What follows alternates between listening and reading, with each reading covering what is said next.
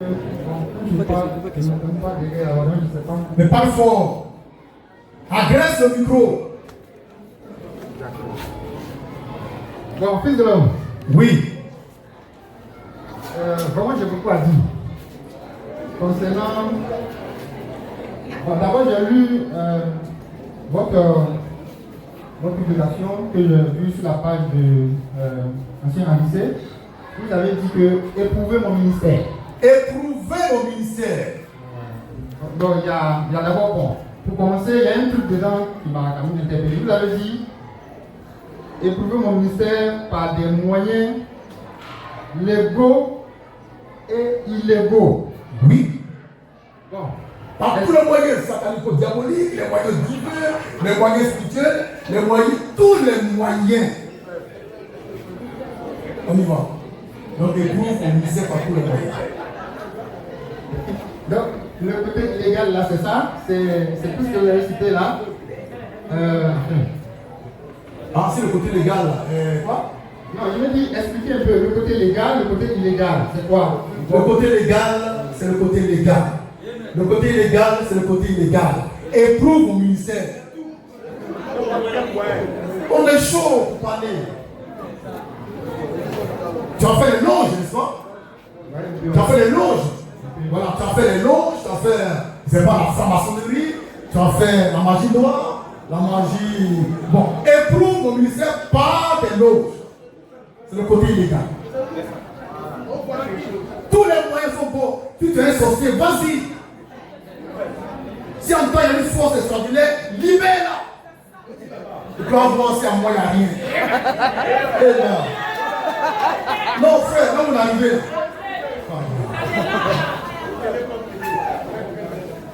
On y va. Ok, fils de l'homme. D'accord, bon, enfin. Déjà, bon, il faut dire que par rapport à ce que vous avez dit, c'est bon. On use souvent de beaucoup de discrétion. D'accord. Voilà, donc je n'ai pas trop voulu que vous en parlez comme ça, mais bon. Bon, ce que je voulais savoir, fils de l'homme. Oui. Bon, ici, Luc 11, verset 29 jusqu'à 30. Oui. Bon, on va redire ça parce qu'il y a quelque chose qui m'a interpellé là tout à l'heure. Réalisons Luc 11, 29 à 30. Lecture. Avant de voir. Comme le peuple s'amassait en foule, il s'est mis à dire, cette génération est une génération méchante. Elle demande un miracle. Ne lui sera donné d'autre miracle que celui de Jonas.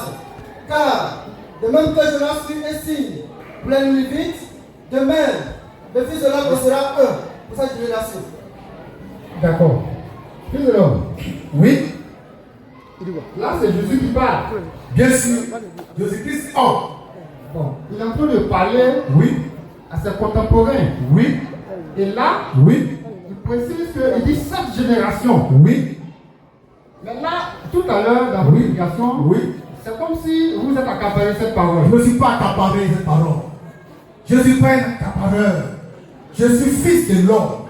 Et donc, quand j'accomplis Luc 11, 29 à 30, Jésus lui-même, quand il est venu, il a accompli les paroles de l'Ancien Testament. D'accord? Donc, j'accomplis Luc 11, 29, 30. Je l'accapare bien. Je suis là pour accomplir la parole de Jésus-Christ. D'accord. Je t'écoute. Maintenant, Ensuite, bon, vous dites que Dieu vous a parlé. il faut me tutoyer. Il faut me tutoyer. Bon, Vous laissez vous là. Ça fait que c'est bizarre. non, bon, en fait, tout à l'heure, vous avez dit, en fait, c'est de l'autre côté là, on a toujours l'habitude. Bon, vas-y, tu. On va se comprendre. D'accord, j'ai compris. Oui? Bon, j'ai quand même du mal parce que il y a longtemps. Bon, c'est pas grave. Allons-y pour le vous. Après, on va voir ça. D'accord, donc, vous dites que Dieu vous a parlé. Oui? Mais plus de l'ordre. Oui? Moi, je crois que j'ai discuté un peu un jour avec un fidèle de Kakou Philippe. Kakou Philippe, oui? Bon, il m'a parlé un peu, Oui? de leur prophète. Oui? Bon, lui aussi, Oui. il parle aussi de la même manière. Que qui? Non, monsieur. Non, monsieur, je t'arrête là. D'accord. Ne me compare pas à Kakou Philippe. S'il te plaît. C'est qu'il y a un problème. Tu viens ici depuis des années. Tu ne peux pas faire le distinguo entre Kakou Philippe et moi, mais c'est dangereux ça. Ah non, tu t'arrêtes. On n'est pas comparable. On n'est pas comparable. Pose ta question, mais ne me dis pas que je fais comme lui, ou que lui fait comme moi. On n'est pas de la même nature. On ne vient pas du même lieu. On n'est pas du même père. On n'est pas de la même mère. Il ne faut pas nous comparer. Pose la question. D'accord. Mais vous, l'homme. Oui. Il faut quand même comparer aussi. Ne me compare pas. Pose la question. Pour comparer le vrai du faux, pour savoir qui est faux mais qui est vrai aussi, ça se fait la comparaison. Donc tu veux savoir qui est vrai, qui est faux entre Kakou Philippe et moi. Vas-y. Compare, fais la comparaison. Vous avez dit d'éprouver votre ministère. Vas-y. Donc je pense que bon. Je n'ai pas dit de comparer, pas de comparer. Comparer et prouver, c'est différent. Vas-y, compare et prouve, fais ce que tu veux. Allons-y. Bon, donc je voulais dire quelque chose. Oui. C'est-à-dire que On est face là. il dit aussi Dieu m'a dit. Oui. Tout comme vous. C'est ce que je voulais dire en fait. D'accord, oui. Il dit que Dieu m'a dit. Oui. Dieu, Dieu lui a parlé en songe. Il a vu aussi des choses comme vous. Oui. Bon. Ça aussi, ailleurs, il y a d'autres cieux, il y en a aussi. Qui disent pareil. Oui. Bon, fils de l'homme. Oui. À notre époque, pour cette génération, comme Oui. vous avez dit, par rapport à l'une cause et l'autre. Sauf la date. Je fasse tout sauf la date. On y va. On y va. Voilà. Quand je me réfère à la Bible aussi, Oui. qui fait qu'il y a tellement de contradictions. Oui. Bon, comment est-ce que Oui. on peut savoir Oui. si le Fils de l'homme qui est devant moi Oui. est vraiment de Dieu? Où il est du diable. Voilà. Voilà. Tu étais là quand je prêchais. Quand j'ai dit éprouver mon ministère, tu étais là. Donc tu as éprouvé. Maintenant, donne-moi la réponse. Bon, Tu as éprouvé oui ou non? Tu as éprouvé oui ou non? bon, Fils de l'homme, moi je pense que Tu as éprouvé mon ministère oui ou non? c'est un processus. Non. Moi je n'aime pas tout le pot. Ne me fais pas perdre mon temps. Hein. Mon temps est précieux. Attends. J'ai dit à la face du monde, éprouver mon ministère pour voir s'il est de Dieu ou pas.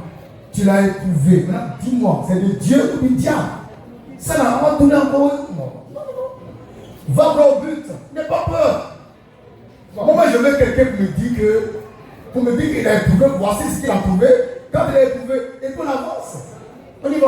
Bon, Fils de l'homme, Oui. moi me concernant, Oui. Oui. moi je vous le dis, Oui. moi je n'ai pas de doute. Moi je n'ai pas de doute. Mais je pose les questions. Non. Attends d'abord. Laisse les questions. Parlons phare.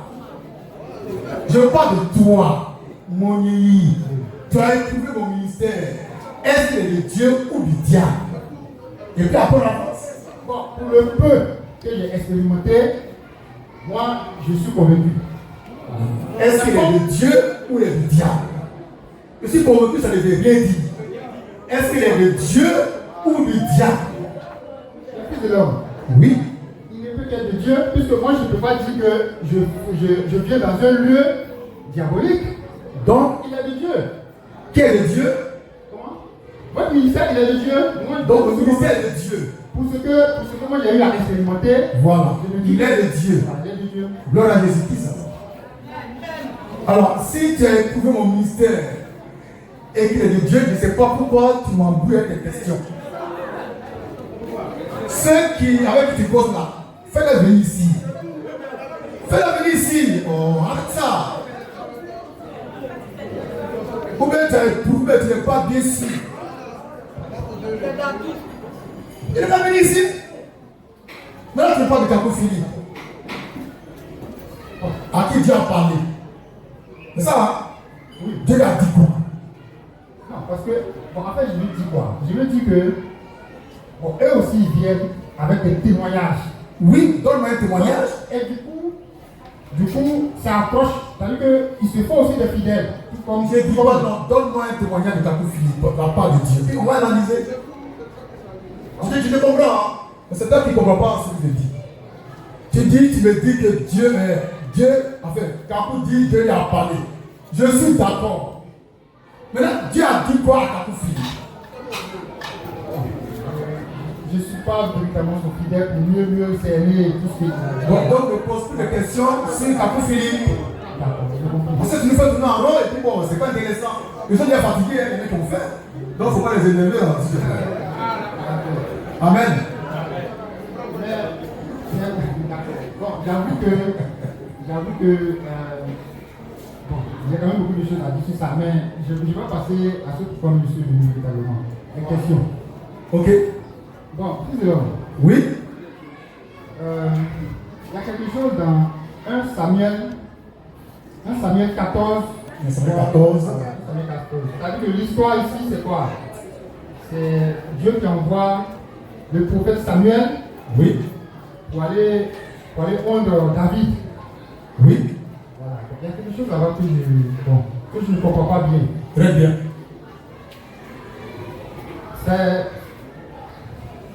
Il y a la notion de l'éternel Dieu, non, l'esprit de l'éternel Dieu a quitté Saül. Et Dieu a envoyé un mauvais esprit sur Saül. Et même il y a des serviteurs de Saül, comme il était tourmenté, il dit bon, il faut aller chercher quelqu'un qui sait jouer de la harpe, voilà, pour venir, de sorte que l'esprit qui va venir sur lui. Bon, ce qui m'intrigue un peu, Oui. je veux savoir, Oui. dans l'Ancien Testament, Oui.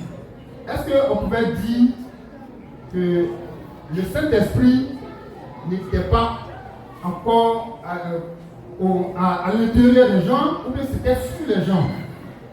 Parce que ma question, je remarque que l'Esprit de Dieu était sur Saül et puis ça l'a quitté. Maintenant, le mauvais esprit qui vient là, ils n'ont pas dit que le mauvais esprit était en lui, mais c'était sur lui. Donc moi, ma question, il y en a même deux. Le mauvais esprit, il est sur, il est à l'intérieur, ou bien le Saint-Esprit aussi, il est sur ou bien à l'intérieur. Maintenant, dans l'Ancien Testament, c'était sur les gens, et c'est dans le Nouveau Testament que maintenant on peut dire que le Saint-Esprit est à l'intérieur de nous. Bon, ça c'est ma question. Maintenant, quand on va au niveau du psaume 51, où David dit, ne me retire pas ton Esprit Saint. Psaume 51. Voilà, psaume 51. Donc, ne me retire pas ton Esprit Saint. Bon, ce que je voulais comprendre. Bon, moi je sais que le salut ne se prépare, mais là, avec cette parole, c'est comme si un chrétien, un croyant, le Saint-Esprit peut le quitter, comme David l'a dit, ne mérite pas ton Esprit Saint. Est-ce que Dieu peut retirer à un croyant le Saint-Esprit au point où il n'aura plus le Saint-Esprit? Selon la prière de David dans le psaume 51. D'accord. Si tu le permets, il faut qu'on aille pas à pas. S'il y a tellement de questions à la fois. Voilà, c'est ça. Donc, on commence par le commencement. C'est quoi la question? Dans 1 Samuel 14, Oui. j'ai lu là-bas Oui. que l'Esprit de l'Éternel n'était pas à l'intérieur des gens. Lisez, 1 Samuel 14. Lisez. 1 Samuel 14, verset 1 suivant. Oui. Un jour, Oui. Jonathan, le fils de Saül, C'est ça? Bon, d'accord, vas-y. Mais il Mais faut qu'on lise. un jour, Jonathan, le fils de Saül, dit au jeune homme qui portait ses armes, viens et poussant jusqu'au poste des Philistins. Je ne pense pas que ce soit le verset. est-ce que tu vas à 16? 1 Samuel 16. Attends. Mon ami, je t'arrête. Moi, je t'arrête. Parce que tu me fais tourner en bourrique. Tu es venu pour t'amuser. Non, je me suis peut-être... Donc, va chercher ton verset et puis tu reviens. Va chercher ton verset et puis tu reviens. Tu as trouvé? Comment? Il dit 1 Samuel 16. 16, d'accord. Mais tu as même dit 14. Ça devient 16. Il ne faut pas ça devenir 18. Hein? 1 Samuel 16. Voilà, un suivant, d'accord? Oui? 1 Samuel 16, verset 1 suivant. Oui. L'Éternel dit à Samuel, Dieu dit à Samuel, quand ce sera, tu te pleurer sur Saül. Je l'ai rejeté, afin qu'il ne règne plus sur Israël. Remplis ta corne d'huile et va.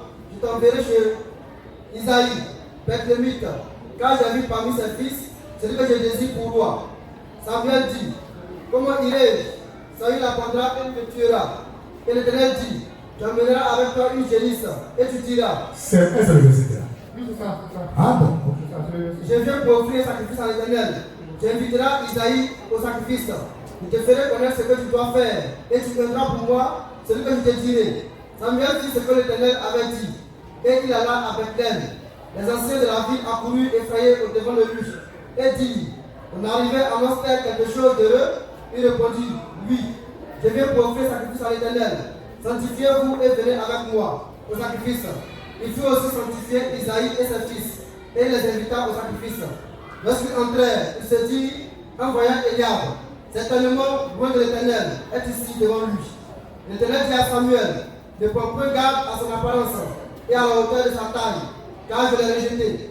L'Éternel ne considère pas que ce doit, parce que l'homme regarde à ce qui frappe les yeux, mais l'Éternel regarde au cœur.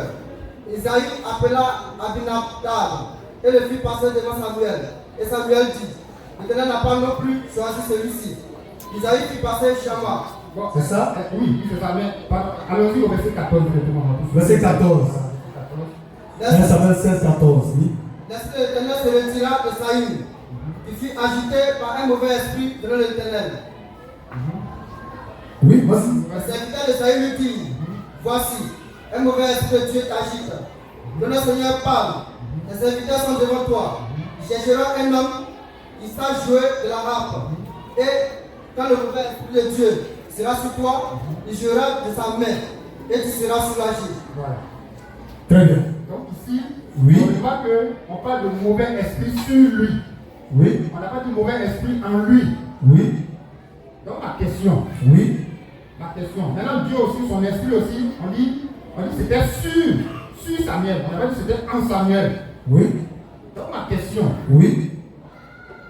C'est avec l'avènement de Jésus que l'Esprit de Dieu maintenant descend en l'homme. Ça c'est ma question. D'accord. Maintenant, est-ce que, une fois qu'on a le Saint-Esprit en soi, à la lumière de Psaume 51 là, Psaume 51. est-ce que Dieu peut nous retirer le Saint-Esprit? Autrement dit, David avait le Saint-Esprit en lui. Comment? Est-ce que David avait le Saint-Esprit en lui? Bon, je suppose que... Ne suppose pas. Non, Ne suppose pas. puisqu'il était dans l'Ancien Testament, plus de long. Il était dans l'Ancien Testament. Donc je me dis que dans l'Ancien Testament, le Saint-Esprit n'était pas peut-être à l'intérieur, mais c'était sur les gens. Donc lui il dit, ne retire pas ton Esprit Saint. Donc ma question, c'est uniquement dans l'Ancien Testament que l'Esprit de Dieu était sur les gens. Oui. Et que nous sommes maintenant dans le Nouveau Testament, on ne dira plus que l'Esprit de Dieu est sur nous, mais il est à l'intérieur de nous.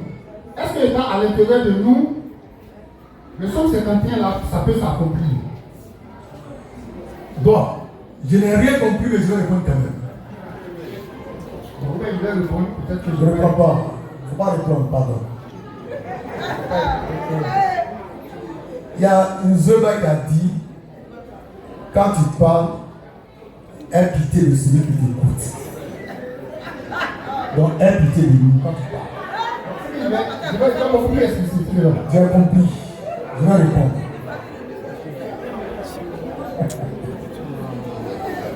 Il veut savoir si dans l'Ancien Testament, Dieu met son esprit sur les gens seulement et non à l'intérieur d'eux. C'est bien ça? C'est ça. Voilà.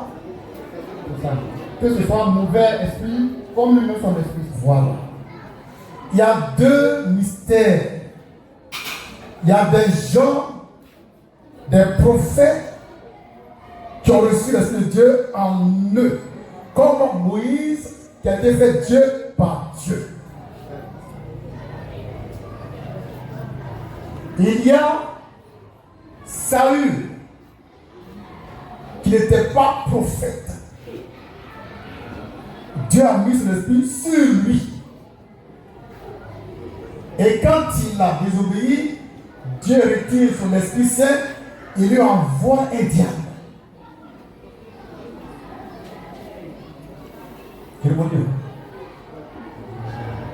Saül n'était pas prophète. Il n'était pas prophète. Donc il ne pouvait pas recevoir l'esprit en lui.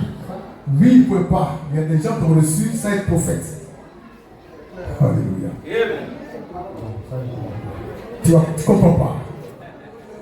Maintenant, David dit, il faut qu'on lise, le psaume 51. Il dit quoi? Psaume 51, verset 13. Oui. Ne me rejette pas. Ne me rejette pas. Loin de ta face. Oui. Ne me retire pas. Oui. Ton Esprit Saint. Oui. Vas-y, vas-y. Ok. Maintenant, c'est quoi la question? Oui. Donc ma question. Oui. À la lumière du psaume 51, verset 13, comme vous pouvez le lire là. Oui. Est-ce que le Saint-Esprit que le croyant a reçu là? Quel croyant? Bon. Dans l'Ancien Testament, on ne peut pas le David. Non, ici, t'as dit que maintenant. Ah, maintenant. Voilà. Ah, d'accord. Oui, d'accord. T'as dit que j'essaie de faire le distinguo. Oui, oui, d'accord. Oui, d'accord. Donc, à notre génération, Oui. le Saint-Esprit que le croyant reçoit en lui, Oui. est-ce qu'à la lumière du psaume 51, le Oui. 13, Oui. le Seigneur Dieu peut lui retirer le Saint-Esprit? Très bien. Sous la grâce de Jésus-Christ, le sacrifice de la croix est parfaitement parfait. Jésus nous a repositionnés en Dieu son Père. Lorsque Dieu met en toi son Esprit Saint, il ne va plus le retirer, même s'il a le pouvoir de le faire. Je reprends. Il ne va pas me retirer l'Esprit Saint, même s'il a le pouvoir de le faire. Parce qu'il peut le faire. C'est-à-dire, il veut limiter Dieu. Ça, c'est les gracistes.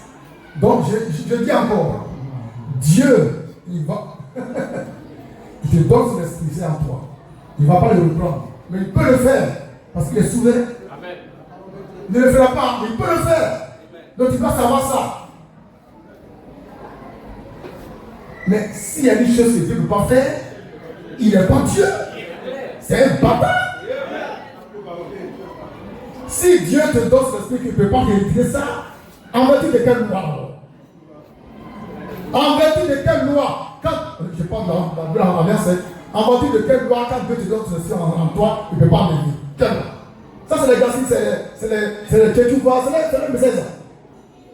Et là, il faut faire du n'importe quoi. Je reprends. Dieu te donne son esprit, il met ça en toi. Il ne va pas reprendre. Ça ne veut pas dire qu'il ne peut pas reprendre. Amen.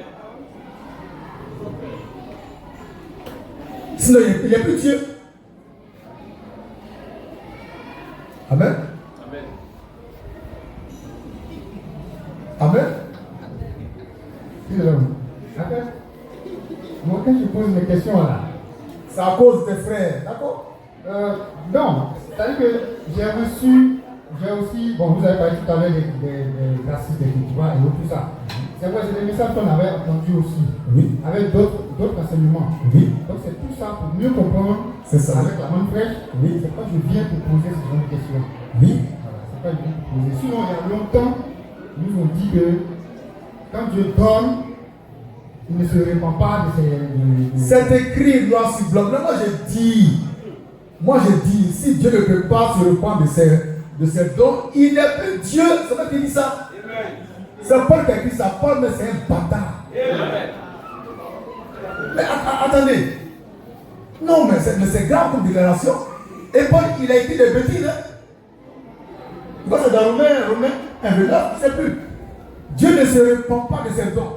Maintenant, les Kakou Philippe, ils vont interpréter. Ça veut dire que Dieu, s'il t'envoie son esprit, il ne peut plus prendre. Donc, mon frère, tu peux faire ce que tu veux. Tu peux mourir ta grand-mère. Tu peux mourir les chiens. Tu vas au ciel. Tu es dessus. Tu es dessus. Toi, t'es sûr? C'est ça? Romains 1, 29, c'est pas ça. Bon. Moi, je vous dis, hein, si Dieu ne peut pas reprendre le don qu'il t'a donné, il n'est plus Dieu. C'est toi qui es Dieu. Et puis tu le chasses. C'est quoi cet enseignement-là? Et ils sont dans ça. Moi je connais, il s'appelle Pacom. Pacom là, c'est le dévancier de la Chinois. Il s'appelle Pacom. Il prêchait à Sorbonne. Au temps de Sorbonne là, qui est venu ici pour faire une Salam. Ah, tu vois. J'ai vu son après. À l'audio après. Il dit, par contre lui il dit. Par contre lui il dit. Il avait son église ici, à Bel-Air. Je suis parti dans son église. Il dit, avant de te baptiser, vous êtes dans l'eau. Et puis il te demande, mon frère, est-ce que tu penses que ton salut est éternel? Tu réponds oui. Maintenant il te demande, ça veut dire que Jésus est en train de venir. Et puis tu as dit le mougou ta grand-mère. Non, un mougou sévère. C'est même pas du jeu. Jésus, il te prend, il va ou il te laisse. Tu dis non, si même c'est mougou, ma grand-mère, je suis sauvé, il le prend sans souvenir que lui il te baptise. Il s'appelle Pacom. Tu dis son nom, il n'a qu'à me trouver ici. Des vauriens, des impudiques qui prêchent, arbitraires qui prêchent, et pour couvrir ou bien justifier leur vie de péché, ils vont enseigner comme ça. Ça a prouvé qu'ils n'ont pas en eux de cet esprit. Amen. Il est écrit que quand Christ est en toi, tu ne pêches pas. C'est tout. Je reprends. S'il y a une chose que Dieu ne peut pas faire, il n'est plus Dieu. Il n'a qu'à quitter ici. C'est le diable. Si Dieu m'accorde un don, je te réponds, hein, sincèrement, et va le dire ça. Si Dieu m'accorde un don, et que malgré ma vie de péché, je ne peux pas me répondre ça, il n'est plus Dieu, c'est moi qui suis Dieu. Il va m'adorer. Il va me servir. Amen. Vous pensez que quoi? On dit, oh, Dieu balance cet esprit par la fenêtre, et n'importe qui a ça, et puis on fait des... Hey!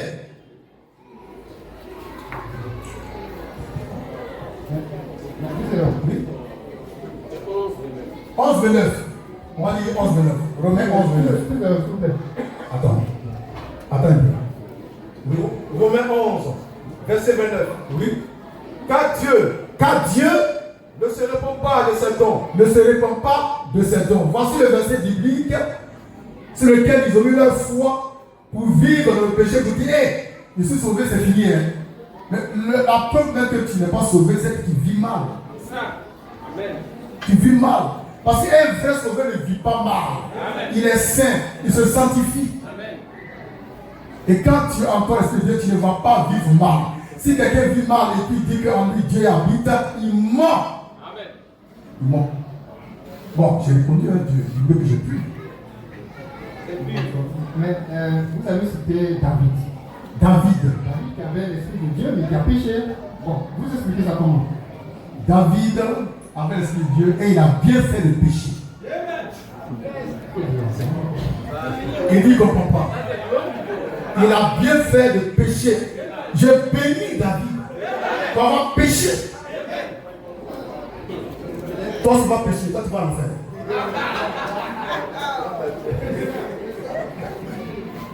Pourquoi David a couché avec Bathsheba?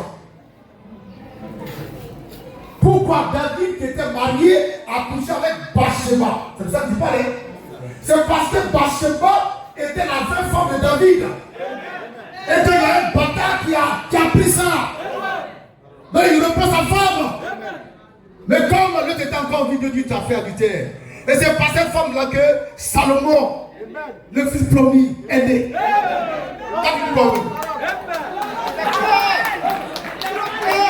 David, tu as bien fait de Car par ce péché, le Fils de la promesse est né. Salomon qui a bâti le temple du Seigneur.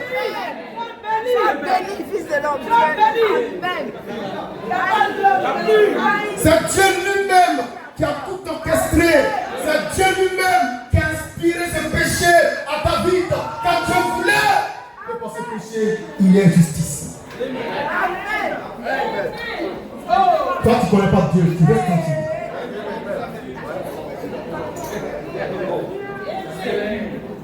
C'est ici la main sèche.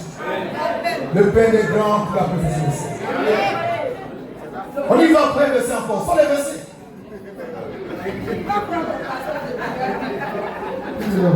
Oui. Est-ce que vous n'êtes pas un peu en train de faire l'apologie du péché? Je ne suis pas en train de faire quoi que ce soit. Je te dis la vérité. Maintenant, à supposer même que je fasse l'apologie du péché, Dieu est d'accord avec ça.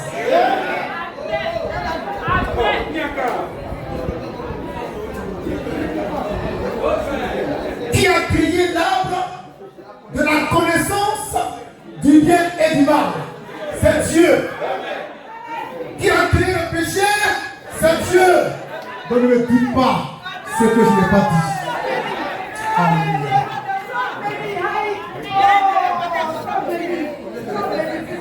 Amen.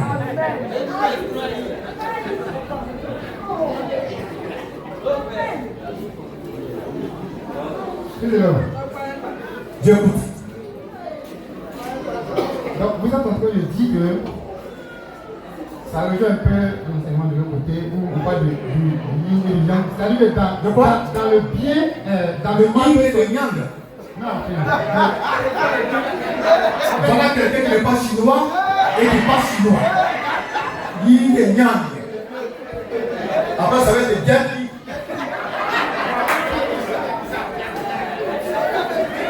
On y va, on y va. On y va, oui. En fait, j'ai évoqué cet enseignement. Oui. Est-ce que là, vous n'êtes pas en train de collaborer ça? C'est-à-dire qu'on dit que à partir du mal, il peut naître le bien.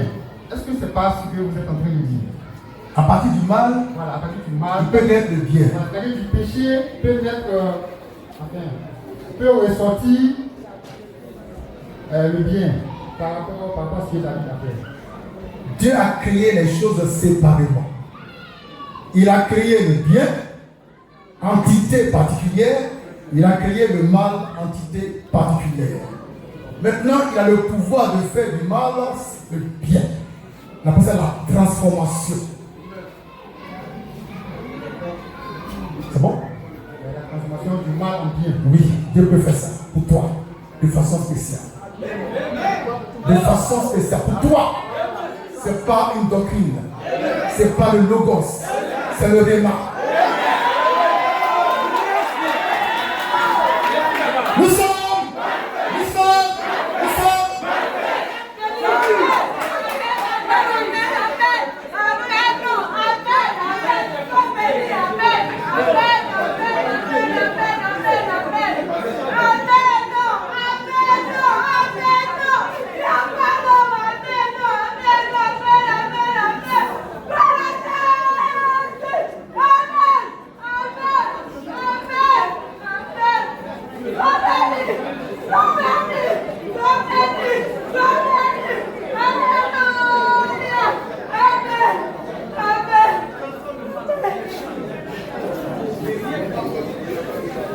Papa, c'est le moment. Le Saint-Esprit est en œuvre. La parole parle. La parole parle. Il n'y a pas d'homme. On y va. Avoir les messieurs. Oui. J'avoue que c'est-à-dire que les enseignements que j'ai reçus pendant combien d'années vous êtes en train de les... Je vais tout enlever en toi. Pour mettre en toi la vraie semence. La vraie parole.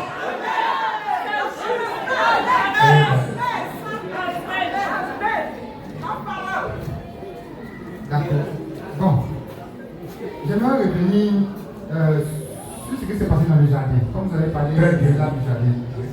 Dans le jardin, fils de l'homme, on constate que c'est lorsque il y a eu désobéissance, Oui. que Dieu dit à la femme d'être soumise. Oui. Bon, je parle pas rapidement, hein, d'être soumise. Oui. Bon, ça encore, j'essaie toujours de mettre en lumière, toujours avec la connaissance. Est-ce que ce n'est pas parce que la femme avait reçu un esprit supérieur à l'esprit de l'homme que Dieu maintenant l'interpelle pour dire d'être soumise? Parce que Dieu résiste aux orgueilleux. Ça, c'est ma question. Je peux y aller? Très bien.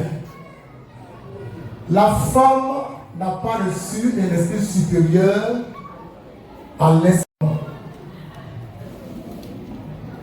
Mais Dieu les a créés égaux. Dieu les a créés égaux. Dieu a créé l'homme à son image.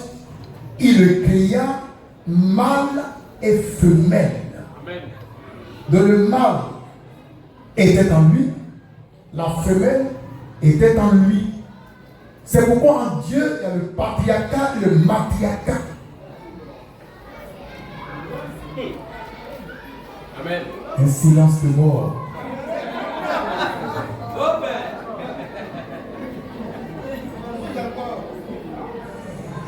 En Dieu, le Créateur, il y a le mâle, il y a la femelle. Il y a le patriarcat, il y a le matriarcat. Il y a la paternité, il y a la maternité.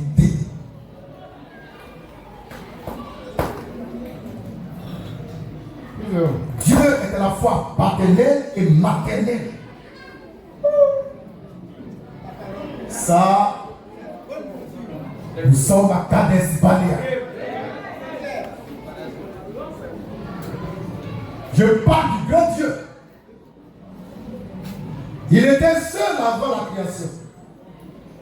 Mais en lui, il y avait l'homme et la femme. Donc il était homme et femme. Amen.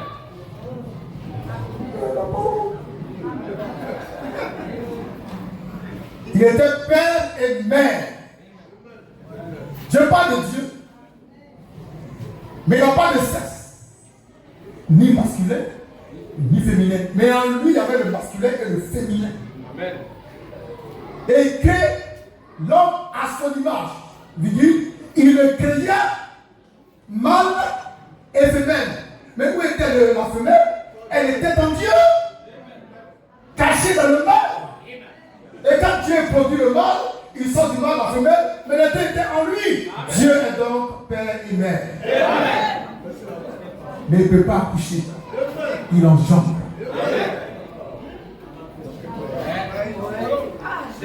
Vous voulez qu'on continue? Vous voulez qu'on continue? Vous voulez qu'on continue?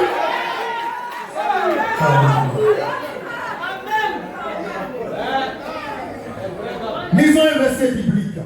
Matthieu 23, verset 37. Il n'y a pas l'homme. Matthieu 23, verset 37.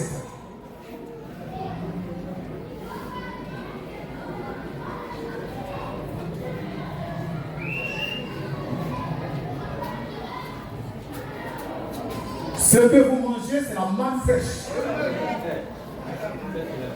Ce que vous mangez, c'est la manne fraîche. Ce que vous entendez, c'est la manne fraîche. Nous lisons Matthieu 23, verset 37. Lecture. Matthieu 23, le verset 37. Jérusalem, Jérusalem, Jérusalem, Jérusalem, qui tue les prophètes qui tue les prophètes et qui lapide et qui lapide ceux qui te sont envoyés. ceux qui te sont envoyés. Combien de fois Combien de fois ai-je voulu rassembler moi, Jésus-Christ, ai-je voulu rassembler tes enfants tes enfants comme une poule, comme une poule, comme une poule, comme une poule. une poule Rassemble ses poussins. rassemble ses poussins. Donc Jésus-Christ se compare à une poule, à une mère poule. Jésus-Christ est mère. Et il est père. En lui, il y a les attributs de la maternité. Comme une poule. Une poule, c'est quoi? C'est la douceur. Elle protège, elle garde. Et puis, regardez, il est écrit que Dieu est miséricordieux. Ce mot veut dire.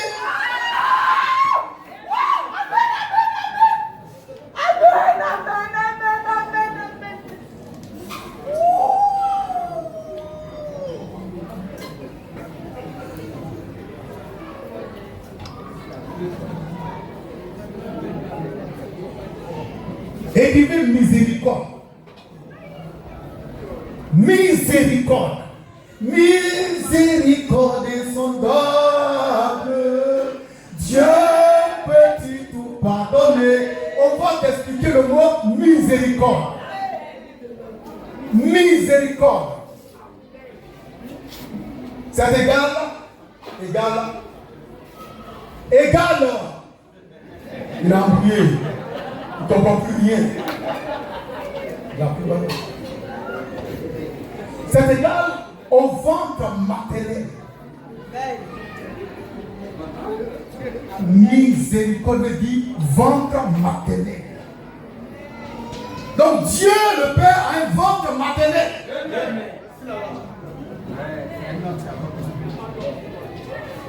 Il est miséricordieux. Il est plein de douceur. Tu as déjà vu un homme qui est plein de douceur? Dis-moi la vérité. Est-ce que tu as déjà vu un homme qui est plein de douceur? C'est femme qui est plein de douceur. Oh, Dieu est plein de douceur. Dieu là, en qui il y avait femme. L'homme là, c'est boum, boum, boum, boum. Il tape, tape, tape. La femme, elle calme le jeu. Non, calme-toi. Pas pitié.